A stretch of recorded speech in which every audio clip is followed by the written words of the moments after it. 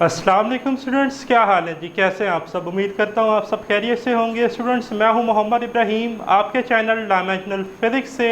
और स्टूडेंट्स, आज हम डिस्कस करेंगे चैप्टर नंबर 5 और first year physics, circular motion. Topic है जी हमारे पास एंगुलर वेलोसिटी। स्टूडेंट्स, नॉर्मली हम जो है वेलोसिटी को हमने डिस्कस किया, ठीक है, मोशन एंड फोर्स में वो लीनियर वेलोसिटी थी। वेलोसिटी सिंपली हमें क्या बताती है कि हाउ फास्ट और how slow object is moving, ठीक है। अगर मैं मूविंग को रिप्लेस कर दूं रोटेटिंग से तो ये बन जाएगी angular velocity. How fast how slow object is rotating is called angular velocity. Angular velocity बच्चों है क्या? सिंपली देखें, हमने प्रीवियस वीडियो लेक्चर में एंगुलर डिस्प्लेसमेंट को डिस्कस किया था।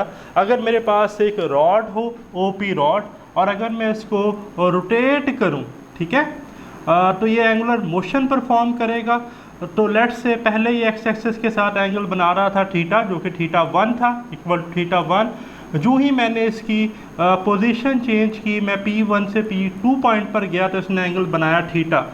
थीटा 1 से थीटा 2 एंगल बनने तक जो इसे टाइम लगा, ठीक है, या कितने टाइम में ये एंगल जो है वो चेंज हुआ, उसे हम कहते हैं angular velocity. Time rate of change of angular displacement is called angular velocity. अगर बच्चों कम टाइम लगा तो एंगुलर वेलोसिटी ज़्यादा थी, और अगर ज़्यादा टाइम लगा तो एंगुलर वेलोसिटी कम थी। ठीक हो गया? तो अगर हमारे पास कोई ओपी रॉड जो है वो एंगुलर मोशन परफॉर्म कर रहा है और OP1 पर जो उसकी लोकेशन है with respect to X axis वो एंगल थीटा 1 है, बट P2 पर जो उसकी लोकेशन है या पोजीशन है वो एंगल बना रही है डेल्टा थीटा। तो P1 और P2 के दरमियान जो एंगल होगा, यानी कि चेंज इन एंगल आप इसे कह सकते हैं, वो डेल्टा थीटा होगा। और डेल्टा थीटा मैं यहाँ लिख देता हूँ बच्चों, डेल्टा थीटा जो है ये बराबर होगा थीटा 2 माइनस थीटा 1 के, ठीक है जी, चेंज इन एंगल, ठीक है, final angle minus initial angle. और अगर इसी का बच्चों मैं टाइम रेट चेंज कर दूं, यानी कि इधर भी डेल्टा टी से डिवाइड कर दूं, इधर भी डेल्टा टी से, तो फिर ये बन जाएगा एंगुलर वेलोसिटी, ठीक है। जैसा कि इधर देखें, डेल्टा थीटा को मैंने किससे डिवाइड कर दिया? डेल्टा टी से, तो अब ये क्या बन गई? Angular velocity. ओके, तो एंगुलर वेलोसिटी क्या होती है जी? Time rate change of angular displacement is called angular velocity. It tells how fast how slow body is moving, ठीक है, कितना जो है बॉडी तेज़ या कितना हल्का जो है वो मूव कर रही है, ये एंगुलर डिस्प्लेसमेंट कितने टाइम में कवर कर रही है। अब एवरेज एंगुलर वेलोसिटी क्या होती है? एवरेज एंगुलर वेलोसिटी होती है total displacement covered by a body in a total time taken. P1 से P2 कितना एंगुलर डिस्प्लेसमेंट कवर किया और कितने टाइम में किया, वो हमारे पास क्या है? Angular velocity. तो ओमेगा एवरेज को हम लिखते हैं delta theta over delta T. Delta theta को मैंने बताया थीटा 2 माइनस थीटा 1, और डेल्टा टी को final time minus initial time, यानी कि T2 माइनस T1। और बच्चों फिर हमारे पास है instantaneous average velocity, limiting value of delta theta over delta T when delta T approaches to 0 is called instantaneous velocity.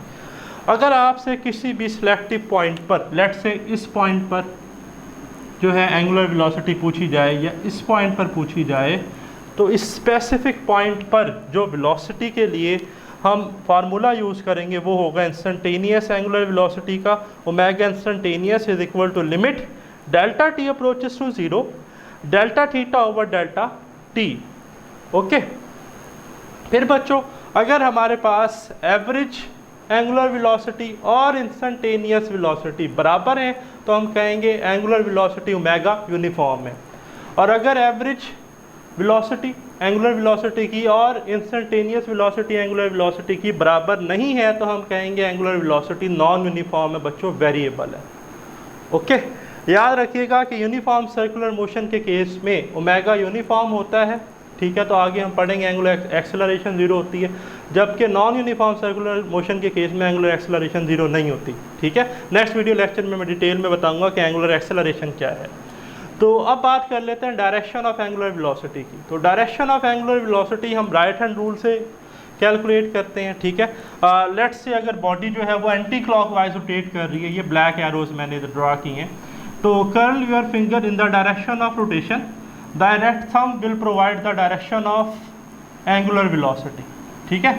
और अगर ये क्लॉकवाइज रोटेट कर रही है तो अब मेरा जो थंब है वो कहाँ पॉइंट आउट होगा, टुवर्ड्स द बोर्ड।